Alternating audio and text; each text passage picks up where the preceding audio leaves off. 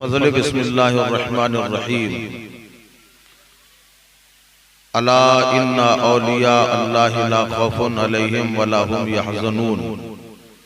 सदक़ल्लाहु मौलाना नज़ीम व सदक़ा रसूलुहुन नबियुल अमीनुल मतीनुल करीम। इन्नल्लाहा व मलाइकतहु युसल्लूना अलन नबी या अय्युहल्लज़ीना आमनू सल्लु अलैहि व सल्लिमू तस्लीमा। बुलंद आवाज़ से पढ़िए अल्लाहुम्मा सल्लि अला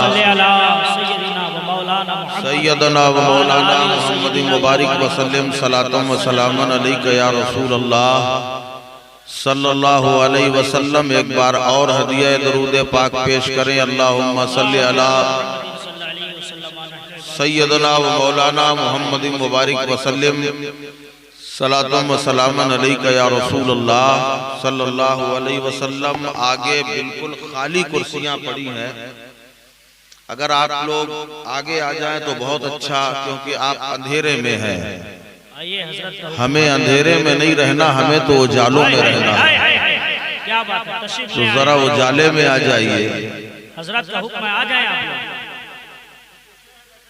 जो पीछे बैठे हैं सामने कुर्सियां खाली है। सुभान अल्लाह, सुभान अल्लाह। अल्लाह सलामत रखे आप लोगों को। आइए इस तरफ आ जाए। ये खाली कुर्सियां आगे हैं।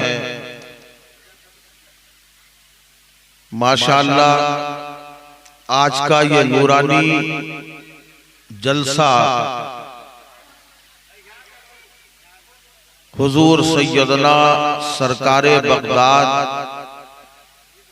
सरकारे गौसे आजम से मंसूब है।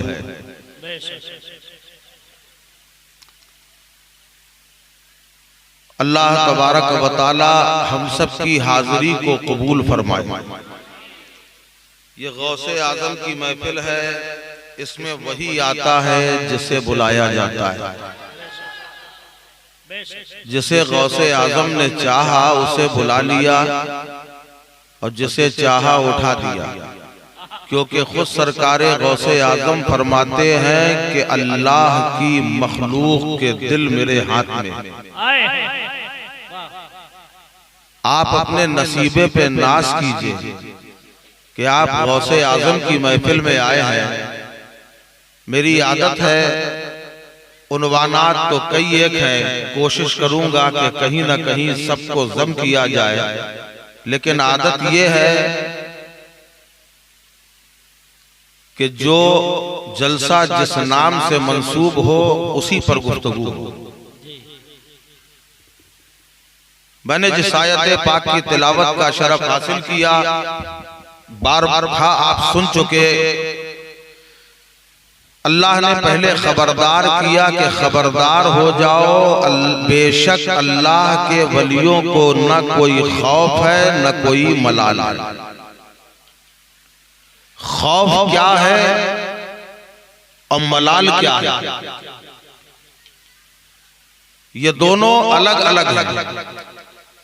आने वाले किसी खतरे से खौफ किया जाता है, और जो मुसीबत आ चुकी है उसका जो दुख होता है उसे मलाल कहा जाता है। समझ में आ रहा है? तो अल्लाह फरमा रहा है, न आने वाले खतरों का डर है अल्लाह के वलियों को, न गुजरे हुए परेशानी का कोई मलाल। मिसाल के तौर पर हमारा बेटा बाजार गया, मोटरसाइकिल में एक्सीडेंट हो गया, दवा इलाज हुई, ये सदमा रहता है कि मेरे बच्चे का एक्सीडेंट हुआ, दोबारा फिर से ना हो जाए, दोबारा फिर से ना हो जाए, ये खौफ होता है। तो अल्लाह के वलियों को न कोई खौफ है न कोई मलाल। दुनिया ने देखा कि जब अजमेर की धरती पे गरीब नवाज आए, चारों तरफ से जुल्म और सितम के पहाड़ तोड़े गए, जादूगरों ने पत्थर के आग के गोले फेंके, मगर अल्लाह के वली ने एक हिसार बनाया। मुरीद परेशान हैं, मुरीदों को खतरा है। गरीब नवाज ने पुकार के कहा, तुम्हें डरने की जरूरत नहीं है। अरे उसको अपने जादू पे नाज है और मुझे रसूल पाक पे नाज है।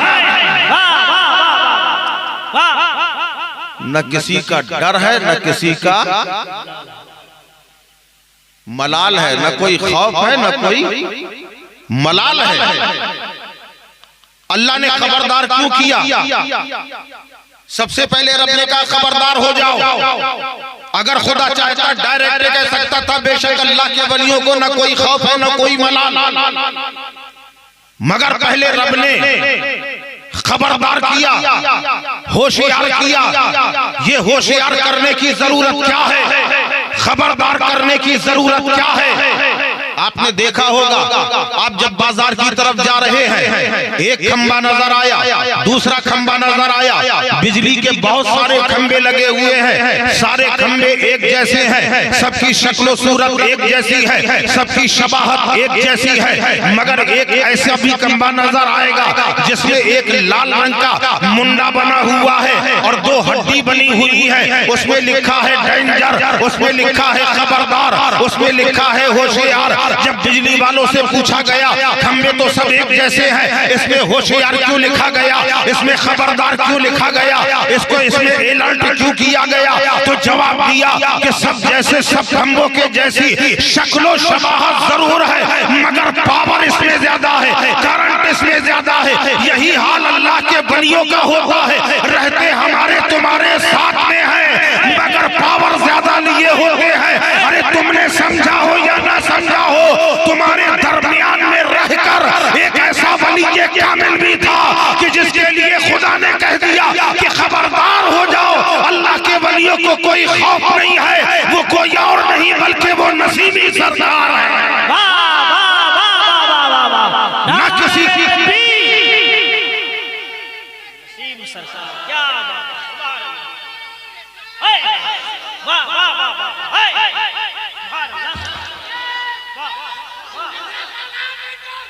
जिंदाबाद जिंदाबाद जिंदाबाद।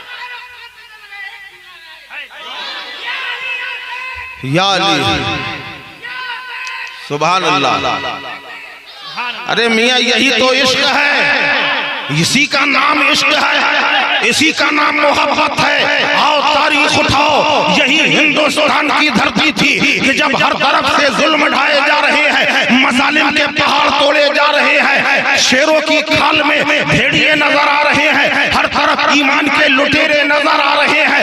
बंदों ने रब की बारगाह में इस्तिगासा पेश किया, ए परवरदिगार हम पे हर तरफ से जुल्म हो रहा है, हमारे ईमान पर डाका डाला जा रहा है, ये मलिका बादशाह, ये बंदा नवाजा, वक्त वक्त है, इस वक्त हमें जरूरत है कि फिर से सिद्दीक़ अकबर को भेज दिया जाए। ऐ मौला हमें फारूक आजम की तलवार की जरूरत है, फारूक आजम जैसे जाबाज की जरूरत है। ऐ मौला हमें उस्मान गनी अता फरमा दे, मौला हैदर कर्रार अता फरमा दे।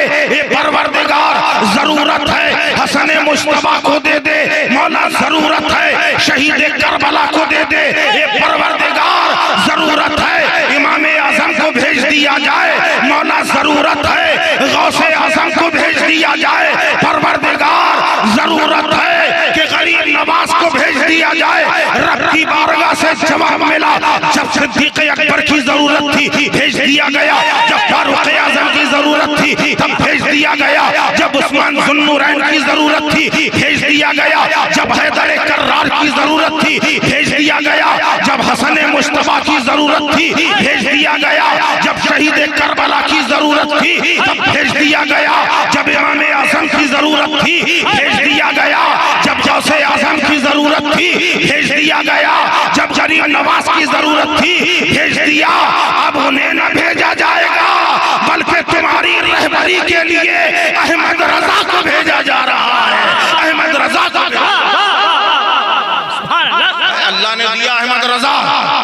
कुछ लम्हा गुजरा, कुछ वक्त गुजरा, कुछ अरसा गुजरा, अचानक फजाओं में एक नाम गूंजा, आला हजरत, आला हजरत। कौन आला हजरत? कहा बरेली का ताजदार। कौन आला हजरत? मुजद्दिद आजम। अरे ये आला हजरत कहाँ से आए?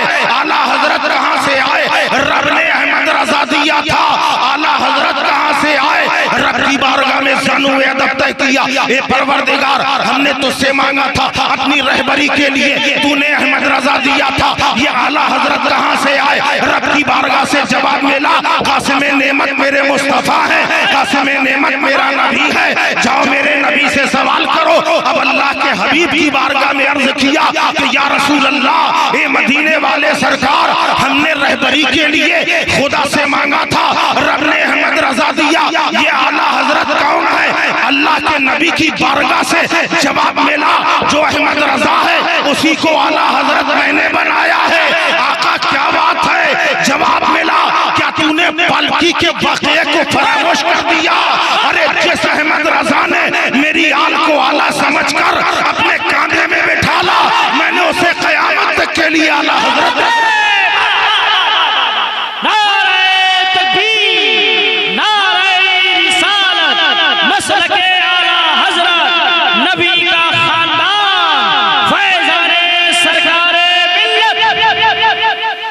जितना साहिब इल्म होगा, जो जितना साहिब समझ होगा, जिसके अंदर जितनी दानिश्वरी होगी, वो आले रसूल का दामन न छोड़ेगा।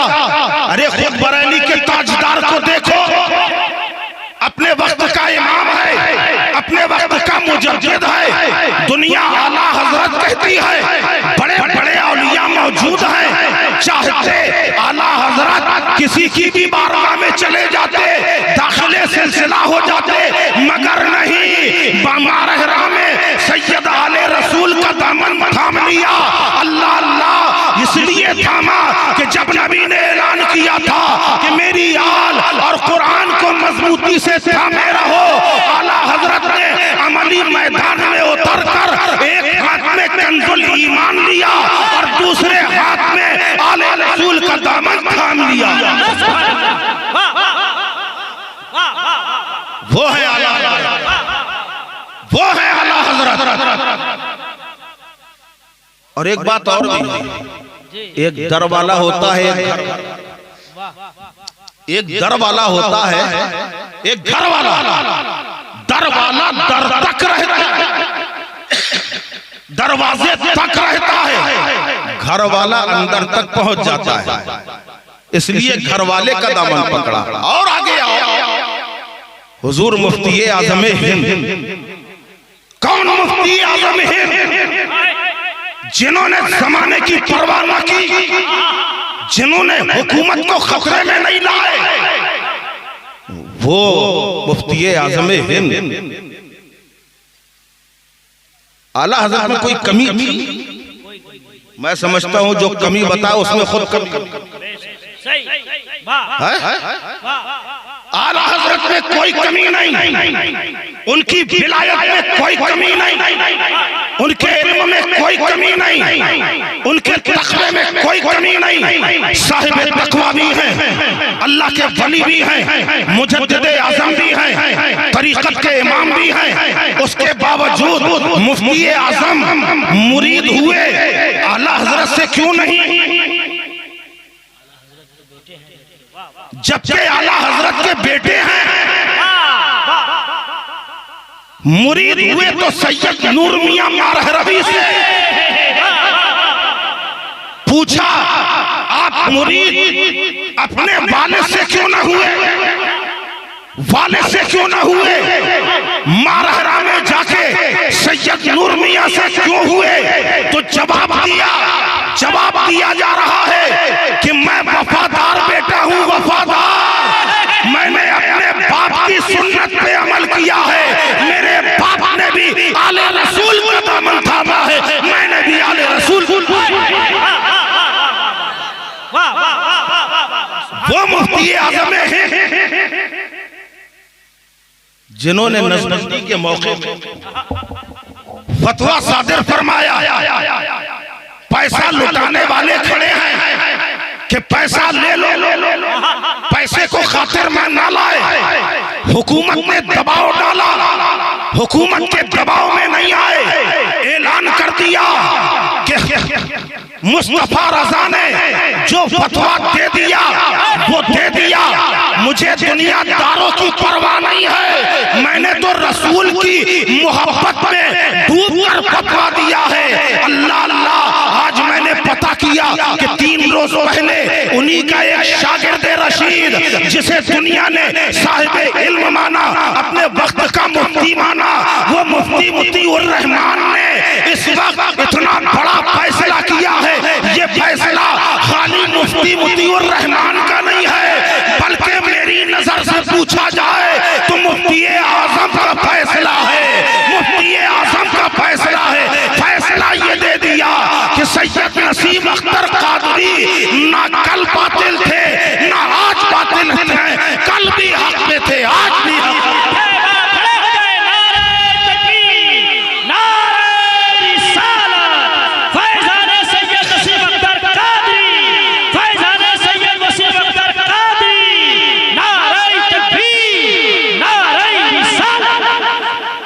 अरे उनकी अता पे कुर्बान जाओ, उनके करम पे कुर्बान जाओ। तुमने बड़ी बड़ी बातें की नसीम सरकार के ताल्लुक से, मगर आमना के लाल का बेटा है ये बेटा, साबिर है, सब्र करके गुजर गया।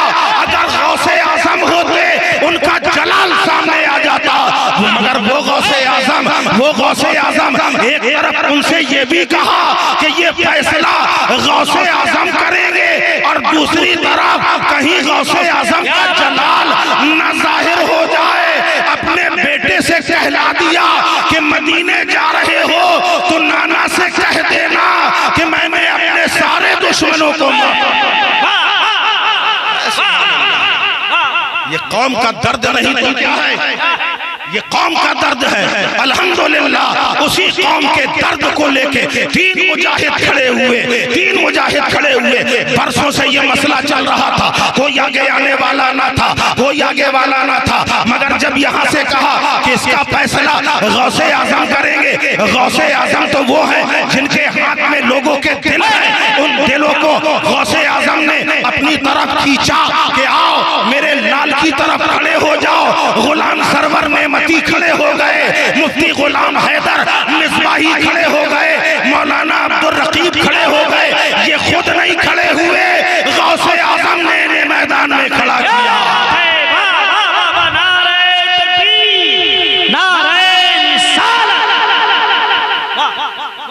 गौसे आजम ने इतना बड़ा काम इन लोगों से ले लिया कि जो बड़े बड़े मुफ्तियों का काम था, मरकज का काम था, मगर गौसे आजम की तवज्जो हुई तो सबको इन्होंने इकट्ठा कर लिया। यहाँ तक के बरेली शरीफ से मुफ्ती अफजाल साहब को भी लिया है कि बरेली का भी यही ऐलान है। जो ऐलान मुफ्ती मुतीउर रहमान का है वही बरेली के लोगों का ऐलान है, वही मरकज का ऐलान है। जहाँ के लोग थे वो सबका ऐलान। और अल्हम्दुलिल्लाह आज खानकाहे मसूदिया बांदा शरीफ से इस फैसले का ये फकीर सैयद आमिर मसूदी खैर मकदम भी करता है और तायीद भी करता है। अल्लाह हम सबको आले रसूल की अजमत समझने की तौफीक अता फरमाए। अरे आज जो हमको मिला है ये हमारी खानकाहें आले रसूल का फैजान, हमारी मस्जिदें जो आबाद हैं वो नबी की आले इमाम हुसैन का सदका है। आज जो हम मुसलमान हैं ये भी आले रसूल का ही सदका है, सरकारे गरीब नवाज का सदका है। बहरहाल मेरा उन्वान गौसे आज़म। कौन गौसे आज़म? सैयदना इमाम जाफर सादिक रदियल्लाहु ताला अन्हु इरशाद फरमाते हैं, इमाम जाफर सादिक रदियल्लाहु ताला अन्हु इरशाद फरमाते हैं, एक दिन मैं कुरान की तिलावत कर रहा था अपने हुजरे में तिलावत करते करते अचानक नींद का गलबा तारी होने लगा। मैं कुरान पढ़ना चाह रहा था मगर कुरान पढ़ नहीं पा रहा, आंखें बंद हो रही, बड़ा परेशान था। मैंने अपनी आंखों को बंद किया, दिल की तरफ देखा। अल्लाह वालों को कश्फ के जरिए मालूम हो जाता है। दिल की तरफ देखा, इशारा हुआ कुरान बंद करके रख दो, थोड़ा आराम कर लो। इमाम जाफर सादिक फरमाते हैं मैंने कुरान पाक को बंद किया, बड़ी इज्जत और एहतराम के साथ रखा। जैसे ही बिस्तर पे लेटा, नींद ने अपनी आगोश में ले लिया। जैसे ही मेरी माथे की आंखें बंद हुई, दिल की आंखें रोशन हो गई। मैंने देखा एक बड़ा शानदार बाग है, बड़ा हसीन बाग है, हर तरफ हरियाली ही हरियाली है, उसमें मैं बैठा हुआ हूँ। यानी इमाम जाफर सादिक फरमा रहे हैं कि मैं बैठा हुआ हूँ और मैं बैठा ही था। अचानक देखा एक शख्स चले आ रहे हैं। जैसे ही वो आए उन्होंने सलाम किया, मैंने जवाब दिया। पूछा आप कौन है? कहा मैं मालिक बिन अनस हूँ, मैं मालिक बिन अनस हूँ और आपको रसूल पाक सल्लल्लाहु अलैहि वसल्लम बहुत देर से याद कर रहे हैं, आइए मेरे साथ। और इमाम जाफर सादिक फरमाते हैं मैं उठा, आगे आगे अनस बिन मालिक जा रहे हैं, पीछे पीछे मैं जा रहा हूँ। एक लकोदक मैदान नजर आया, बड़ा खुशनुमा मैदान है, उसमें एक खेमा लगा हुआ है, खेमे के अंदर वो भी जाते हैं। मैं भी अंदर पहुंचा, देखा अल्लाह के प्यारे नबी रहमत आलम सल्लल्लाहु अलैहि वसल्लम की मुकद्दस सवारी जलवागर है, मेरे आका जलवा अफरोज है। और आपके दोशे नाज़नी में दाहिनी जानिब एक बच्चा बैठा है, बाईं जानिब दूसरा बच्चा बैठा है। एक बच्चा हीरे की तरह चमक रहा है, जिसकी चमक हीरे की तरह है, और दूसरा बच्चा वो है कि जो याकूत की तरह चमक रहा है, उसमें सुर्खी मायल है। जब इन दोनों शहजादों को देखा, अल्लाह के नबी ने पूछा ए जाफर क्या देख रहे हो, इन बच्चों के बारे में सोच रहे हो? कहा जी या रसूल अल्लाह मैं यही सोच रहा हूँ, ये बच्चे कौन हैं? तो मेरे आका फरमाते हैं ए जाफर तुम्हारी नस्ल में ये दोनों बच्चे पैदा होंगे, जो सीधी जानिब बैठा है, हीरे की तरह चमक रहा है, इसका नाम अब्दुल कादिर जीलानी होगा, इसका नाम अब्दुल कादिर जीलानी होगा। और इसके जमाल से जमाने के लोग मुशर्रफ इस्लाम होंगे। और मेरे बाईं जानिब जो बच्चा बैठा है, जिसका रंग याकूत की तरह है, ये भी तुम्हारी हाल में पैदा होगा, इसका नाम अली अहमद साबिर कलियरी।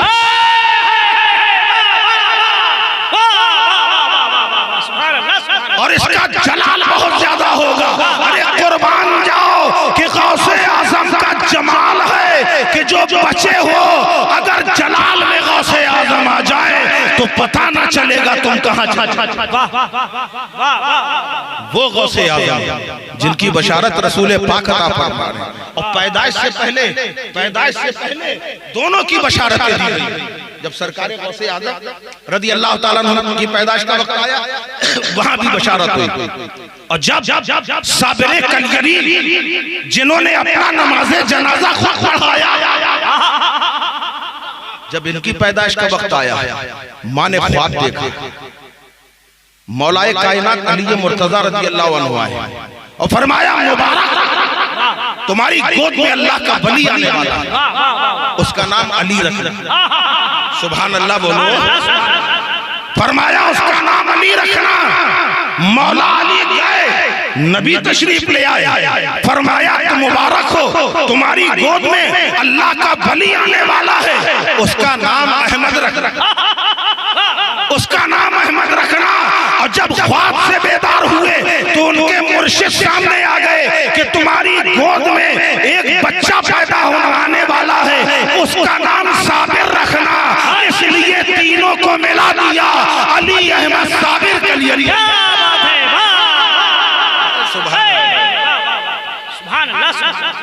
गौसे आजम रदी अल्लाह अन्हु पैदा हुए। सुभान अल्लाह। पैदा होते ही रोजे रखे। वक्त ज्यादा नहीं है, मैं इंशाअल्लाह ठीक 1 बजे तकरीर खत्म कर दूंगा। वो गौसे आजम जिनके वालिदैन की मिसाल नहीं मिलती, वालिद भी बेमिसाल, वालिदा भी बेमिसाल। आपने 12 सुना होगा, एक सेब खाया था, सुना है? गौसे आजम के वालिद ने एक सेब खाया था, 12 साल निगहबानी करना पड़ी। उसके बाद कहा अब खता माफ नहीं, अभी मेरी बेटी से शादी करना। ये भी सुना है आपने, है ना? वाकया बताना मकसद नहीं। कहा आंधी है, लंगड़ी है, लूली है, नाबीना है, कानों से बहरी है, का हुजूर चलेगा।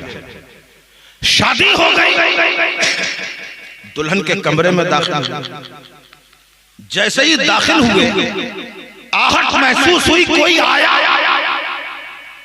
गौसे आजम की वालदा ने खड़े होकर शौहर का इस्तकबाल का सलाम वालेकुम। जैसे ही उन्होंने सलाम सुना वापस पलट के आए। हजरत अब्दुल्ला सोमई की बारगाह में कहा, हुजूर किसी ने मेरे साथ मजाक किया, दुल्हन बदल दी। पूछा क्यों? आपने कहा था कानों से बहरी है, आंख से अंधी है, जबान से गूंगी है, पैरों से लंगड़ी है, हाथों से लूली है। वो तो खड़ी थी, वो मुझे देख भी रही थी, उसने जबान से सलाम भी किया है। अल्लाह अल्लाह। अब्दुल्ला सौमई फरमाते हैं तुमने समझा नहीं है, अरे इसलिए अंधी है कि उसने कभी गैर महरम का चेहरा नहीं देखा। लंगड़ी इसलिए है कभी खिलाफे शरा उसका कदम नहीं गया है। बहरी इसलिए है कभी किसी की ग़ीबत नहीं सुनी है। और गूंगी इसलिए है कि कभी उसने किसी के साथ बदकलामी। जब ऐसी माँ होगी, ऐसा बाप होगा, तो बेटा भी अब्दुल कादिर, बेटा भी गौसे समादानी होगा। वो वक्त भी आया जब गौसे आजम की उम्र 4 साल 4 महीने 4 दिन की। कितनी हुई? हाँ, 4 साल 4 महीने 4 दिन की उम्र हुई। वालदा उन्हें मकतब में लेके गई। मौलवी साहब इनको इल्म सिखा दीजिए। मौलवी साहब ने सिखाया अलिफ बे ते या अलिफ बा ता सा सिखाया, ये तक सबक सुना दिया। कहा याद करो। गौसे आजम ने कहा याद आ गया। एक बार सुना, उस्ताद ने एक बार पढ़ाया, कहा याद करो, करने लगे, याद हो गया। सुनाओ, सुनाया, अलिफ बे ते से ये तक सुना दिया। बड़ा पक्का सबक याद था। कहे हुजूर और आगे बढ़ा दीजिए। उन्होंने पढ़ाया, पढ़ो अलिफ जबर आ बे जबर बा। का ये तो वही है, खाली जबर लगा दिया। ये के आगे बताइए क्या है? गौसे आजम को उस्ताद कहने लगे ये के आगे यही है, अलिफ जबरा बे जबर बा। का नहीं, वो तो खाली जबर लगा रहे हैं, अभी आप थोड़ी देर में पेश लगा देंगे, फिर जेर लगा देंगे। हमें ये बताइए कि ये के आगे क्या है? उस्ताद परेशान हो गए। कहले बेटा मैंने जाने कितनों को पढ़ा दिया, सबको यही पढ़ाया है, तुम पहले आए हो जो ये के आगे कुछ अलग जानना चाह रहे हो। कहा हुजूर ये के आगे बताइए। आपने फरमाया मैंने जिसको भी पढ़ाया है और जो मैंने पढ़ा है वो यही पढ़ा है। अगर ये के आगे तुम्हें आता हो तो तुम बता दो कि ये के आगे क्या होता है। अल्लाह अल्लाह। गौसे आजम ने कहा उस्ताद मोहतरम खता माफ हो तो मैं बताऊं। कहा माफ है। आपने उस बचपने के जमाने में 4 साल 4 महीने 4 दिन की उम्र में अपने उस्ताद के सर पे हाथ रखा और कहा उस्ताद मोहतरम आसमान की तरफ देखिए, ये के आगे ये होता है। जब उस्ताद ने नजर उठा के देखा तो आसमान से लेकर अब्दुल कादिर जीलानी के सर तक नूर ही नूर जगमगा रहा था। फरमाया ये के आगे ये होता है। अब जब उस्ताद ने ये देखा का बेटा और जो कुछ आता है सब सुना। कहा जो आता है सुनाओ। अब गौसे आजम ने सुनाना शुरू किया। अलिफ जबरा बे जबरबा सब हो गया, क्योंकि अलिफ जबरा तो सुनाया ही नहीं, सीधा चले हैं सूरह फातिहा से चले हैं। अलिफ लाम मीम पढ़ा है, 17 पारे बगैर देखे सुना दिए। सुभान अल्लाह। बाज़ रिवायत में 18 पारे बगैर देखे सुना दिए। जब सुनाए उस्ताद मोहतरम ने कहा हे बेटा तुम्हारी माँ तो दम में दाखिल करने आई थी, तुमने ये सिपारे कहाँ याद किए? गौसे आजम कहते हैं मैं अपने माँ के पेट में था, मेरी माँ पढ़ती थी और मैं इसे याद कर लिया। सुभान अल्लाह। अब जरा यहाँ गौर करने वाली बात, अरे ये हजरात मौजूद है। कुरान का उसूल है, जब कुरान पढ़ा जाता है पेट पढ़ने वाला पाक होना चाहिए, गुस्ल भी मुकम्मल होना चाहिए, वजू से भी होना चाहिए, तब कुरान को हाथ लगा सकता है। कुरान पढ़ने के लिए वजू करना पड़ता है, पाक होना जरूरी है। अब गौसे आजम वो है जो माँ के पेट में कुरान याद कर रहे हैं, कुरान पढ़ रहे हैं। अब ये बताओ, माँ का पेट नापाक होता है या पाक? बोलो भाई, माँ का पेट नापाक होता है या पाक? जमाना कहेगा नापाक। पेट में जो बच्चा होता है वो बच्चा भी नापाक होता है। गौसे आजम की बारगाह में सवाल किया, ए सरकारे गौसे आजम, हमसे ज्यादा शरीयत आप जानते हैं, आप माँ के पेट में, माँ का पेट नजिस मकाम कहलाता है, वहां आप कुरान पढ़ रहे थे तो आला हजरत तो पता चला कि सरकारे गौसे आजम ने बरेली की तरफ इशारा किया। जैसे ही इशारा हुआ तो बरेली का ताजदार पुकार उठा कि या रसूल अल्लाह, तेरी नस्ले पाक में है, बच्चा बच्चा नूर का, तू है नूर, तेरा सब घराना नूर का। गौसे आजम की वालदा वो भी तो नूर है, वो भी नूर है। और मेरे सरकारे गौसे पाक, हम उनको कहते ही इसीलिए पाक है कि माँ के पेट में भी पाक है, माँ के पेट के बाहर आए तब भी पाक। सुभान अल्लाह। वो है सरकार गौसे आजम रदी अल्लाह ताला अन्हु। आपकी शानो मर्तबे का क्या कहना। जब आप मदरसे जाया करते थे एक आवाज आती थी, ए अब्दुल कादिर, मकामे आशिकियत ले लो या मकामे महबूबियत ले लो। मकामे आशिकियत ले लो या मकामे महबूबियत ले लो। एक दिन दो दिन होता रहा। एक दिन अपनी वालदा से कहा, अम्मी जान, मुसलसल एक आवाज आती है, मकामे आशिकियत ले लो या मकामे महबूबियत। माँ ने कहा, बेटा महबूबियत ले लो, उसमें फायदे, क्या महबूब बन जाओगे, फायदे रहेंगे। क्योंकि मुहिब जो होता है, आशिक जो होता है, वो महबूब के नाज उठाता है, और महबूब वो होता है जिसके नाज उठाए। माँ ने अच्छा मशवरा दिया। सरकारे गौसे आजम जा रहे हैं, अचानक वही आवाज आई, ए अब्दुल कादिर, मकामे आशिकियत ले लो या मकामे महबूबियत। सरकारे गौसे आजम ने फरमाया, मेरी माँ की ख्वाहिश है महबूबियत मिल जाए, हालांकि मैं तो ये चाहता था कि आशिकियत मिल जाए। सुभान अल्लाह। गैब से आवाज आई, ए अब्दुल कादिर, मैंने तुम्हें मकामे आशिकियत भी दे दिया, महबूबियत भी दे दिया। आशिकियत वो थी कि खिलाफे काबा को थाम कर रात की तारीकी में अल्लाह की बारगाह में अर्ज़ कर रहे हैं, ए परवरदिगार, अगर मेरा नाम अमाल स्याह हो तो परवरदिगार मुझे क़यामत में अंधा उठाना। ये मकामे आशिकियत थी। और मकामे महबूबियत ये थी कि अल्लाह ने पूछा, ए अब्दुल कादिर, मांगो, क्या मांगना चाहते हो? तो सरकारे गौसे आजम फरमाते हैं, मेरा अल्लाह से मुआहदा हो गया। क्या मुआहदा हुआ? मुआहदा ये हुआ कि अल्लाह ने कहा, मांगो, क्या मांगते हो? मैंने कहा, मौला, अगर तेरे फजलो करम से अब्दुल कादिर जन्नत में जाए, अकेले न जाए, कयामत तक जितने मुरीद हो वो सारे मुरीद मेरे साथ में जाए।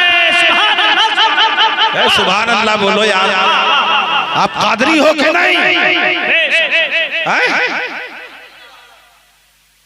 कादरी बनने के लिए बहुत कुछ नहीं करना, खाली यहीं बैठे बैठे इतना कह दो, ऐ गौसे आजम, हम आपके मुरीद हैं, आप कादरी हो जाओ। सुभान अल्लाह। कह लो मेरे प्यारो, सब कह लो, जितने यहाँ हैं, धीरे से कह लो कि गौसे पाक, हम आपके मुरीद हैं। और हम भी कहते हैं कि गौसे पाक, हम आपके मुरीद हैं।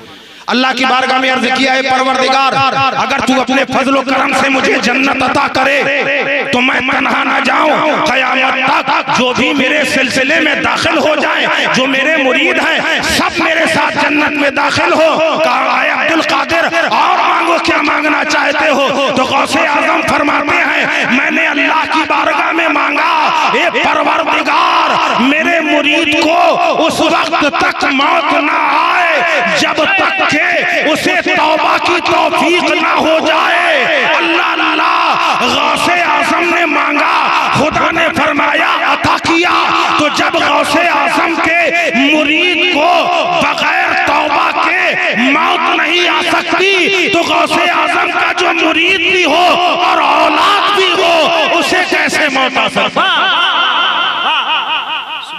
मेरा इशारा समझे कि नहीं? इशारा दिया है, समझदार हो तो समझ।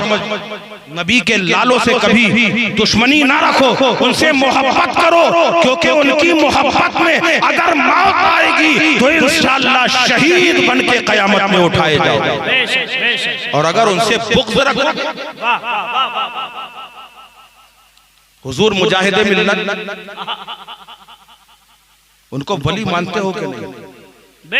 कौन कौन मानता है? बोलो, मानते हो? अल्हम्दुलिल्लाह मैं भी मानता हूं। वली वो होता जिसे न पहले का कोई खौफ होता है, मलाल होता है, न आगे का कोई खतरा होता है। वो पीछे की बातें भी जान लेता है और आगे की बातें भी जान लेता है। नहीं समझे? अरे सरकारे गौसे आजम की बारगाह में कुछ लोग आए। अच्छा, ये जो वलियों के लिए शरारतें की जाती हैं कोई नई बात नहीं है, हर जमाने में की, हर जमाने में और होती रहती है। गौसे आजम की बारगाह में कुछ लोग आए छेड़खानी के तौर पर, एक जनाजा लेके आए। क्या हुजूर जनाजे की नमाज पढ़ा दीजिए। गौसे आजम ने फरमाया किसी और से पढ़ा। कहा हुजूर आप पढ़ा दीजिए। क्या देखो इमाम साहब को बुला लो, वो पढ़ा दीजिए। एक बार कहा, दो बार, तीन बार, टालने की कोशिश करते रहे मगर वो न माने। मंसूबा बना के आए थे, मंसूबा बना के आए थे, नहीं माने। कहा हुजूर आप ही से पढ़ाना है। आपने कहा अच्छा ठीक है, जब मुझे से पढ़ाना हो तो बिछाओ मुसल्ला। मुसल्ला बिछाया, गौसे आजम ने नमाज पढ़ा दी। अब वो सब जो है जितने पीछे खड़े हुए थे वो बड़े चक्कर में पड़े हुए हैं, क्योंकि मंसूबा ये था कि जैसे ही गौसे आजम पहली तकबीर कहें, अल्लाह अकबर कह के नियत बांधेंगे, और जैसे ही कहे अल्लाह अकबर, ये जो जिंदा आदमी है ये उठ के खड़ा हो जाएगा। मुर्दा नहीं लाए थे, मुर्दा नहीं लाए, जिंदा लेके आए थे, समझा के लाए थे। जब पहली तकबीर कहे गौसे आजम खड़े हो जाना। अभी पहली हो गई नहीं खड़ा हुआ, दूसरी हो गई नहीं खड़ा हुआ, तीसरी हो गई नहीं खड़ा हुआ, सलाम फिर गया नहीं खड़े हुए। लोग गए, जैसे ही नमाज हुई पर्दा हटाया, नाक में हाथ रख के देख रहे, नब्ज पकड़ के देख रहे। गौसे आजम ने पूछा क्या देख रहे हो? कहा हुजूर ये जिंदा था, ये मर गया। गौसे आजम ने फरमाया इसीलिए तो मैं कतरा रहा था कि तुम जिंदा का जनाजा पढ़वा रहे हो।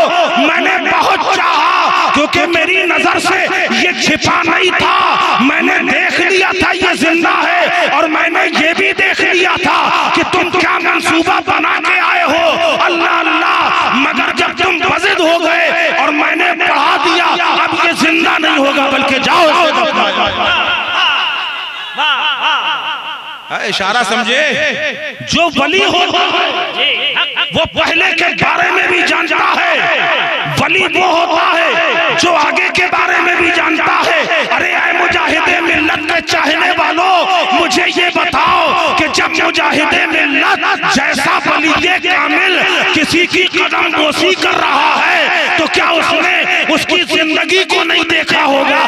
जिंदगी को भी देखा था और मर्तबे को भी समझा।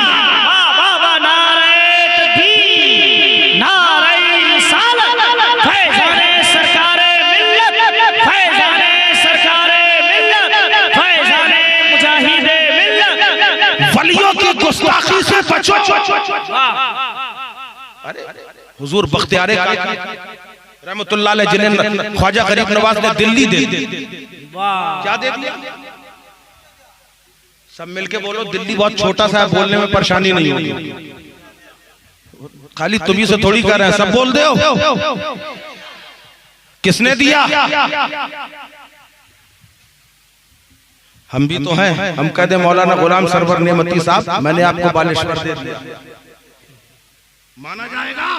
नहीं। क्यों? क्योंकि मेरा कोई कब्जा हो तो मैं कहूं, और हिंद के राजा गरीब नवाज हैं, जिसे चाहे जो दे दे। कहा ए बख्तियारे काकी, ए कुतुबुद्दीन, जाओ मैंने तुम्हें दिल्ली दे दी। दिल्ली मिल गई, बड़ा शोहरा, लंगर जारी है। यहाँ तक के बादशाह वक्त भी उनका दीवाना हो गया, क्योंकि हम हर वक्त लंगर जारी है। लोगों का हुजूम लग रहा है, हजारों की तादाद में लोग आ रहे हैं, लोग बीमार आ रहे हैं, शिफायाब होके जा रहे हैं, लोग परेशान हाल आ रहे हैं, परेशानियां दूर हो रही हैं। यही तो यहाँ भी हो रहा है, यही तो यहाँ भी हो रहा है। वली हैं, ठीक है, इबादत मैंने ज्यादा की है, तकवा मेरा ज्यादा है, विलायत के मैदान में मैं आगे हूँ। वहीं से कहा अब्दुल कादिर जीलानी, तुम्हारा कदम मेरी गर्दन। गौसे आजम को जलाल आ गया, आपने उसी आलम में कहा अगर मेरा कदम नहीं है तो खिंजीर का कदम तेरी गर्दन। दुनिया ने देखा कि वो शख्स एक ईसाई औरत पर, लड़की पर आशिक हुआ, और आशिक होने के बाद उसी के पीछे पीछे घूमने लगे। फिर वो वक्त आया जब जंगल में खिंजीर ने बच्चा दिया, और बच्चा दिया तो उसने कहा इस बच्चे को उठाओ अपने साथ रखो। गर्दन में जब उस बच्चे को रखा है, याद आ गया कि गौसे आजम से मैंने कहा था कि मेरा कदम आपका कदम मेरी गर्दन में नहीं है। उस आवाज को इन्होंने भी सुना था कि अगर मेरा कदम नहीं तो खिंजीर का कदम है। फौरन उसे फेंका, गौसे आजम की बारगाह में तायब हुए, माफी मांगी, तब गौसे आजम को जलाल ठंडा हुआ। वरना लोगों की विलायतें छिन गई, लोगों के इल्म छिन गए। अल्लाह से दुआ कीजिए कि परवरदिगार आलम हम सबको गौसे आजम का सच्चा बावफा गुलाम बनाए, और गौसे आजम की आल से सच्ची मोहब्बत की तौफीक अता फरमाए। वो गौसे आजम कि अल्लाहु अकबर, आपकी जिंदा करामत, एक करामत नहीं बेशुमार करामतें हैं, अगर कहो तो।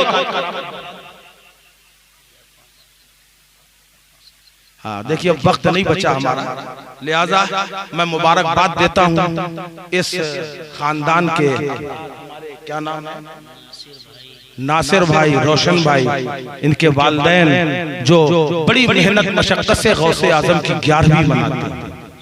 अरे बोल दो यार सुभान अल्लाह। गौसे आजम की 11वीं मनाना आसान नहीं है, जिससे चाहते हैं उससे मनवाते हैं, और जिससे मनवा लिए उसका किस्मत का सितारा औजे सुरैया पे जगमगाता है। हजरत शेख अब्दुल हक चिश्ती कादरी,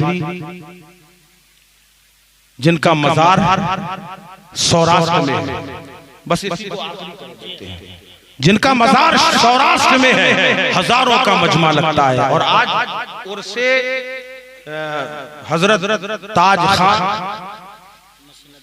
मसनदे आला, सुभान अल्लाह।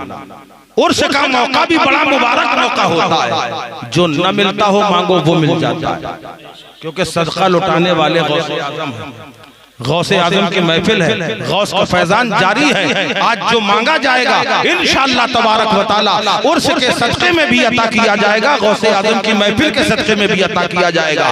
सैयदना सरकार गौसे आजम रज़ियल्लाहु अन्हु के ताल्लुक से हजरत शेख अब्दुल हक चिश्ती कादरी रहमतुल्लाह अलैह फरमाते हैं कि मैं मिस्र में था, मिस्र में एक बहुत चाहने वाला था गौसे आजम का। गौसे आजम का बयान चल रहा था, आलिम साहब ने फरमाया आप अपने घर में गौस की नियाज कराया करो, हर 11 तारीख को गौसे आजम की नियाज कराया करो। दिल में ख्याल आया कि हम भी गौसे आजम की नियाज कराएंगे, मगर 11वीं के महीने में 11 तारीख को नियाज कराएंगे। अब उसने कोशिश की, मेहनत की, पैसा इकट्ठा किया, यहाँ तक के 11वीं का एहतमाम हुआ। जब 11 तारीख आई, बड़े शान और शौकत से एहतमाम किया गया, घर वालों ने खाया, खानदान वालों ने खाया। अब यूसुफ मिस्री दिल में ख्याल कर रहे हैं, ये सरकारे गौसे पाक अगर थोड़ा और करम हो जाता, हम मोहल्ले वालों को भी पूछ लेते, अपनी बस्ती वालों को भी पूछ लेते, कितना अच्छा होता। अब बरकत होती जा रही है, पैसा बढ़ता जा रहा है, गौसे आजम के नाम से दौलत आती जा रही है। अब 11वीं का महीना आया, एक देख तैयार की गई, मोहल्ले वालों ने भी खाया, बस्ती वालों ने खाया। दिल में ख्याल आया, ये गौसे आजम, आए काश इतनी दौलत था मेरे हाथ लग जाती कि मैं इस शाम से 11वीं कर करता कि खाली मेरी बस्ती नहीं, अड़ोस पड़ोस वाले भी आते। अब बच्चों ने देखा कि मेरा बाप 6 महीने पहले से पैसा जमा करता है, उन्होंने भी पैसा मिलाना शुरू कर दिया, बीवी ने भी पैसा मिलाना शुरू कर दिया। फिर 11वीं आती है, अपनी बस्ती वालों को भी दावत की, अड़ोस पड़ोस वालों को भी बुलाया। बड़ी शानो शौकत से गौसे आजम की नियाज का सिलसिला चल रहा है। 1 साल गुजर गया, 2 साल गुजर गए, 10 साल गुजर गए, 11वां साल आता है। शेख अब्दुल हक चिश्ती कादरी रहमतुल्लाह अलैह फरमाते हैं, उस वक्त मैं वहां मौजूद था जब 11वीं का महीना आया, 11वां साल है। गौसे आजम की नियाज का वक्त करीब आ रहा है। रात की तारीकी में यूसुफ मिस्री की तबीयत बिगड़ती है। जब तबीयत बिगड़ी, उसने अपने बड़े बेटे को बुलाया, कहा मेरे लाल, गौस की 11वीं के लिए लोग साल भर इंतजार करते हैं। ए मेरे लाल, जिस शानो शौकत से मैं नियाज कराता था, मुझे अंदेशा है कहीं मुझे कुछ हो न जाए। अगर मुझे कुछ हो जाए तो किसी को बताना नहीं, मेरे लाशे को कमरे में डाल देना और गौस की नियाज जैसे होती थी वैसे ही करते रहना। सारे लोग जब खा के चले जाएं, आखिर में मेरी वसीयत है 2 लुक़मे तू भी खा लेना, फिर दुनिया को बता देना कि यूसुफ मिस्री इस दुनिया से रुखसत हो गया है। अल्लाह अल्लाह, रब की मशीयत देखो, सुपेदिए सहर नमूदार होने से पहले यूसुफ मिस्री की रूह कफ़से उनसरी से परवास कर जाती है। अल्लाह अकबर। बेटे ने बाप का लाशा देखा, बाप के वो कलमात अपने जहन नशीन थे जो उसे याद किया। अपने बाप का लाशा एक कमरे में बंद किया, ताला लगा दिया, कुंडी लगाई, ताला लगाया।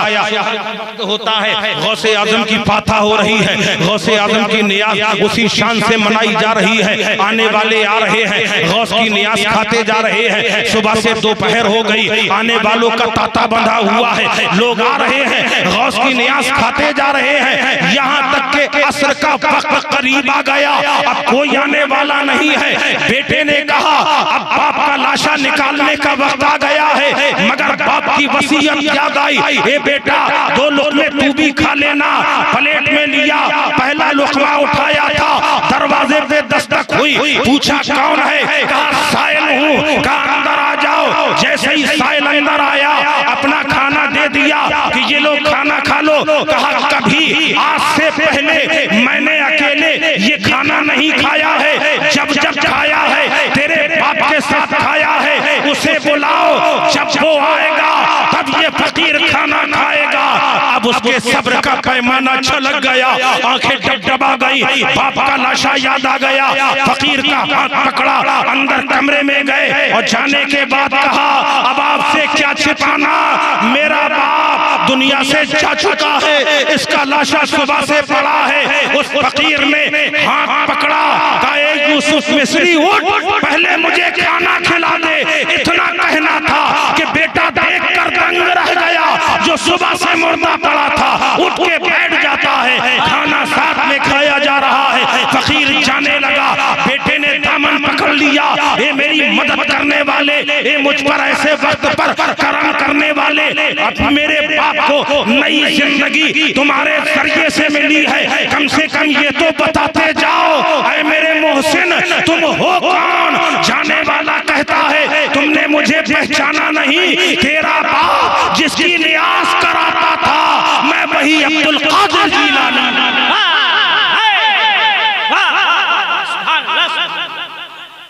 गौस को या गौस कहते कहते बन जाते हैं गौस, ख्वाजगी मिल जाती है ख्वाजा का तू दम भर के देख। गौस से सच्ची मोहब्बत है तो गौसे आजम के सच्चे शहदाई बनो, उनकी तालीमात पे अमल करो, नमाजों के पाबंद बन जाओ, रोजों के पाबंद बन जाओ, अच्छे अमाल की तरफ आ जाओ, ताकि गौसे आजम कयामत में देखे तो खुद पुकारे ये मेरा चाहने वाला आ गया है, ये मेरा नमाजी चाहने वाला आया है। तो ऐसे काम करो कि गौसे आजम खुश हो जाए। अहले उड़ीसा को जाते जाते ये पैगाम देके जा रहा हूँ, कोई भी आले रसूल हो उसका एहतराम करो। यही मुजाहिद मिल्लत ने हमें सिखाया है, इस पे अमल करो। और अल्हम्दुलिल्लाह मुफ्ती मुतीउर रहमान साहब ने एक बहुत बड़े हंगामे को खत्म किया। अल्लाह उनके उम्र में इकबाल में तरक्की अता फरमाए, जिन्होंने साफ लफ्जों में हुजूर ताजुश शरिया अलैहिर्रहमा के फतवे के मुताबिक ऐलान कर दिया, फैसला भी कर दिया। जो इतना बड़ा फितना चल रहा था, उस फितने को खत्म करने के लिए उनकी खूबसूरत पहल और हमारे ये 3 अशखास, अल्लाह ताला इनके भी उम्र में तरक्कियां अता फरमाए और बरकतें अता फरमाए। अल्लाह ताला हम सब की हाजिरी को कबूल फरमाए। वमा अलैना इल्लल बलागुल मुबीन। अस्सलाम।